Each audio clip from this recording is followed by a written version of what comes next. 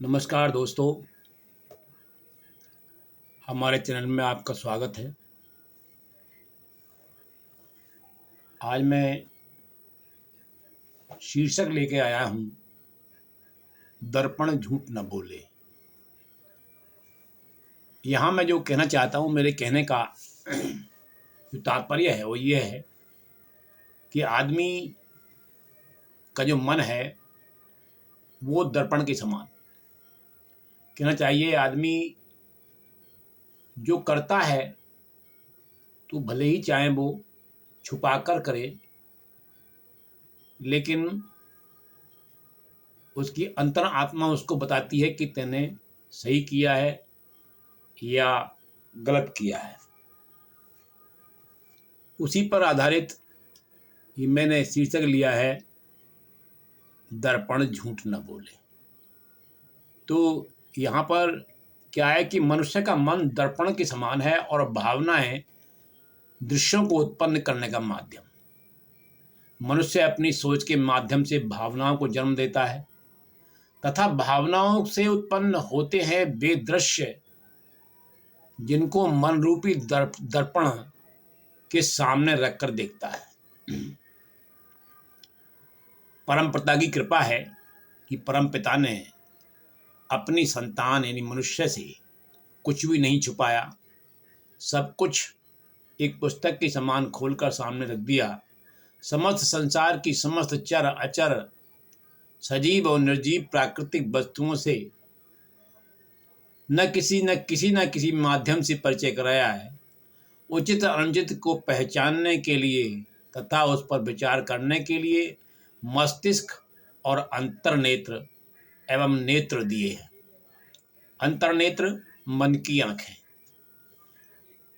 और शारीरिक नेत्र। पहले शारीरिक नेत्रों से संसारिक माया को देख, फिर मस्तिष्क से सोचकर, फिर अंतर नेत्रों को खोलकर भावनाओं के द्वारा बनने वाले दृश्य को मन रूपी दर्पण में देखकर उचित और अनुचित, अच्छे और बुरे को पहचान। कहने का तात्पर्य ये है कि आदमी कोई भी कार्य करता है तो इतना उसे ज्ञान रहता है कि मैं जो कर रहा हूँ वो उचित है या अनुचित है, परंतु फिर भी वो उस कार्य को कर देता है। अब लोग सत्य से मुंह मोड़कर झूठ का सहारा लेते हैं, अनुचित को भी उचित सिद्ध करने का प्रयास करते हैं।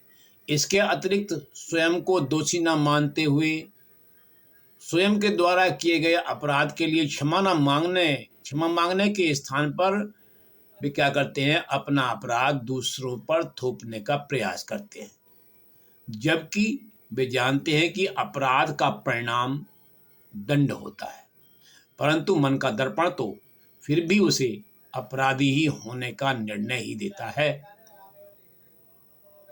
मन को दर्पण के रूप में देखिए। बात यह है कि हम क्या संसार के जो प्राणी हैं और खास विशेष तौर से ये मनुष्य है यह प्राणी सब कुछ जानते हुए भी गलत कार्य कर जाता है। अब जो हमसे परमपिता ने छुपाया है वो क्या है? इस ब्रह्मांड के सभी जीव जंतु चर अचर कहाँ से आते हैं,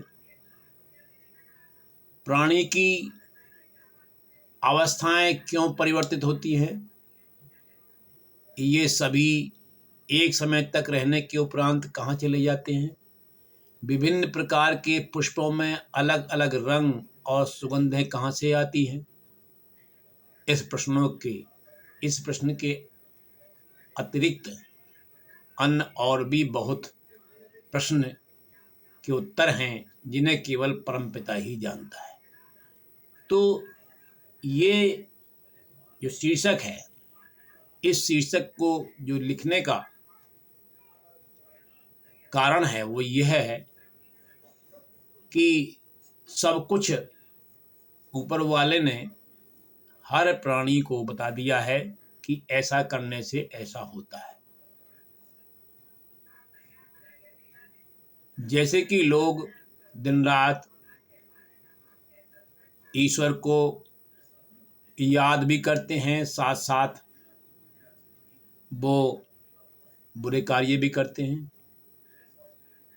दूसरी बात यह है कि जो हमारे वेद पुराण और जो प्राचीन में